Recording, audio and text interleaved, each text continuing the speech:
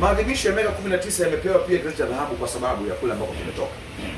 Na ujumbe wangu katika maadhimisho ya miaka 19, yeyote ambaye anaweza akasema anapitia mazito magumu, ninaomba kwa miaka hii 19 ya WRM ajiunganishe na miaka yetu sisi, anaweza akaja kuwa na yeye kizazi cha dhahabu kupita kawaida. Na ndiyo maana kwa makusudi mazima tumeamua kulisha watu wote watakaofika hapa tarehe 19. Mpaka sasa tuna ng'ombe zaidi ya 8. Mpaka sasa tuna kilo za mchele zaidi ya 1000, na hivi vyote vitakwenda kutolewa bure, yaani tutakula bure, vinywaji bure. Kwa nini tunafanya bure? Kwa sababu Mungu anataka akawabariki watu wake. Yaani kuna watu ambao aidha walilishwa vitu katika ndoto na mashetani na majini, au walirogwa kwa maneno, wakafanya vitu vibaya kwa maneno. Kwa hiyo wakati wanakula chakula ambacho Mungu ametupa, kwa sababu sisi wote ni waja wake Mungu, ni viumbe vyake Mungu, wakati tunakula kile chakula kuna transformation mpya itakuwa inaingia ndani yake, mabadiliko ambayo ni ya ajabu sana, ambayo yatamfanya kweli huyu mtu akawe kizazi cha dhahabu, na yale mapito ya nyuma, maumivu ya nyuma atakwenda kuyasahau. Kwa hiyo miaka 19 na kizazi cha sasa, shime tukimbilie, kwa sababu ni wakati wa kubadilishwa, wa kufunguliwa kupitia WRC hapo Kivule Matembele. Hii nchi ni ya kwetu, ni viongozi wa dini ya kwao katika taifa hili, ni wanasiasa ya kwao kwenye taifa hili, ndio nchi yao hii.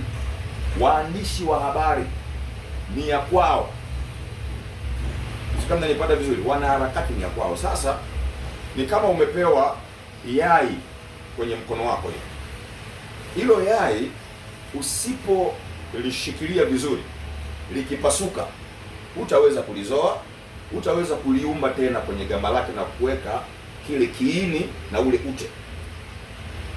Nchi uliopewa wewe ni ya kwako kwa asilimia kubwa. Sipeleki shutuma katika haya makundi, lakini kwa asilimia kubwa waandishi wa habari tumehusika kuibomoa nchi kipindi kile, kwa sababu hata mimi na chombo cha habari hapa, sio vyombo ninavyo. Kuna Spirit FM Kilwa, kuna Thunder Television, Thunder TV wapi Gairo Morogoro, na WM TV, umenisikia? Kuna gazeti Mtendakazi. Sasa siwezi kujitoa huko, lakini tulitumiaje kalamu zetu? Tulitumiaje media zetu? Tulikuwa tunajenga, tunabomoa. Lakini pia tuje kwa watumishi wa Mungu, kwa taasisi za dini.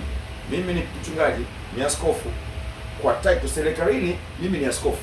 Kwenye huduma ya kiroho mimi ni prophet, ni nabii. Ndio maana nikitoa unabii unakuwa kama Mungu alivyonituma. Sasa mimi nabii zangu nilikuwa nazitoa vipi? Na je, Mungu alikuwa ananipa au la? Je, nilikuwa nafikiria ninachokitoa hapa Mungu ameniambia kwamba niseme mbele za watu? Nabii nyingi zimetoka za kutuvuruga. Mafundisho mengi yametoka kutuvuruga. Lakini kwenye dini huko, kila mtu kwa dini yake, kwa dhehebu lake na kwa cheo chake, tumetumia vile vile wakati mwingine vibaya. Tukiacha hilo, tukija sasa kwa upande wa wanasiasa, hakuna asiyejua tumetoa matamko mengi sana ya ajabu kabla ya Oktoba 29, mengi sana ya ajabu, mengi sana, mengi mnayafahamu nyinyi waandishi, mnajua. Tutawekwa ndani, kamata weka ndani, fungia, labda sijui kitanuka, tutakiwasha, na yote iwe CCM, Chadema, sijui wapi, vitu vilitokea. Sasa nimesema tusiyakumbushie yale. Mwisho wa siku kila mmoja alivyokuwa ndani ameona zile siku 5, hakuna cha nabii wala cha mwanasiasa wala cha askofu wala cha mwandishi wa habari, tulikuwa ndani wote, na tulisema Mungu tusaidie, bora tutoke salama. Na wengi tulipoteza ndugu zetu. Ujumbe wangu, yaliyopita si ndwele, tugange ajabu, tuijenge nchi, tuijenge nchi. Hii nchi kuna watu wanaitamani. Namshukuru Mungu, mimi nimesafiri. Nimeenda Marekani, nimeenda Ujerumani, nimeenda India, nimeenda nchi za Kiafrika, South Africa, Lagos, Cameroon. Nilikopita kote huko nimekutana na watu ambao wanaitamani Tanzania. wanatamani Tanzania, wengine sio wa Tanzania kabisa, wazungu. Nilikopita huko nimekutana watu wanatamani amani iliko Tanzania, na wengine wakawa wanasema ilindeni nchi yetu. Nchi ina vitu vingi vizuri vya baraka, ina utajiri mwingi sana. Sasa nini cha kufanya? Mimi na wewe, kwa maana wewe mwandishi wa habari na mimi mtumishi wa Mungu.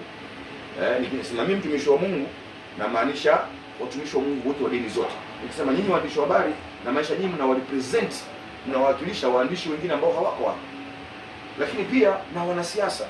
Hebu tuwe kitu kimoja kuijenga nchi yetu, ili vizazi vinavyokuja tusiviachie magofu, tusiviachie laana, tusiviachie maumivu. Hivi fikiria, ingekuwa ni enzi ya mzee Nyerere, ingekuwa ni enzi ya mzee Mwinyi au mzee Mkapa, wamefanya haya matakataka, mimi na wewe tungekuwepo hapa kwa amani namna hii? Tuangalie Rwanda, tuangalie Kongo zilichopitia. Leo hii ukienda pale Rwanda pale wana makumbusho ya taifa, yale mauaji ya kimbali ya mwaka 94 hayakuacha salama. Kuna binti moja tulikuwa nasali naye hapa miaka nyuma, ni Mnyarwanda, aliwahi kuniambia, lakini anasema kwenye yale makumbusho ilikuwa ikifika kipindi wanakwenda kutembelea, walikuwa wakitazama, wakiona namna hii mafuvu yale yana risasi, mafuvu yale ya watoto walibamizwa kwenye kuta, na wale waasi wabaya walibamiza, mtoto kapasuka kichwa, walikuwa wanaanguka, wanazilai ovyo, wanasikia maumivu, uchungu. Mamilioni ya watu wamekufa kwa sababu tu ya kilichoitwa ukabila. Hiki kitu sio kitu kizuri kabisa. Tuijenge nchi yetu, sisi waandishi wa habari, viongozi wa kidini, wanasiasa na makundi mengine wanaitwa wanaharakati. Yaani tufanye harakati nzuri, siasa nzuri, mahubiri nzuri yanayolenga kuijenga nchi, na yale yaliyopita tusiyakumbushie tena. Hakuna sababu ya kumuua nyoka aliyekufa. Hatuna namna ya kufanya tena yale yaliyopita yarudi tena, haiwezekani. Kila mtu kajifunza kwa nafasi yake.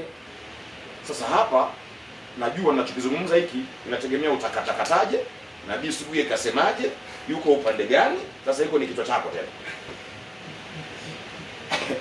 ni kichwa chako, lakini mimi nataka uwe mjenga nchi yako, sababu hapo najua utaenda kutafuta matusi tu. Yaani hapo matusi yatafumuka kwenye, yaani kuna mwingine ameandaliwa kutukana tu kwenye social media. Tunasema unaona kashakula bahasha huyo. Kashakula bahasha. Sasa bahasha nimeshinda hapa na maombi yangu ya mfungo 9 kavu. Kwa ajili ya tukio. Bahasha nimekula wapi? Mwingine anasema unaona sasa tayari kashakumbata, tunamwonaga Ikulu. Hapana. Kwani Ikulu nataka waende watu gani? Si watumishi wa Mungu wakaombee nchi. Na kama viongozi wanahitaji hekima, watumishi wa Mungu, tukienda kule kuna shida gani? Si ndio kwa wenyewe, tuache waendelee kuharibika. Mimi naamini tukiwa pamoja namna hii kwenye nchi yetu, tukashikamana kwa umoja, kwa amani, tukaambiana kwa ustaarabu makosa yetu, ni vizuri sana. Hata mimi ukiona kuna mahali Nabii Subuye haendi sawa sawa, niambie, usinitukane.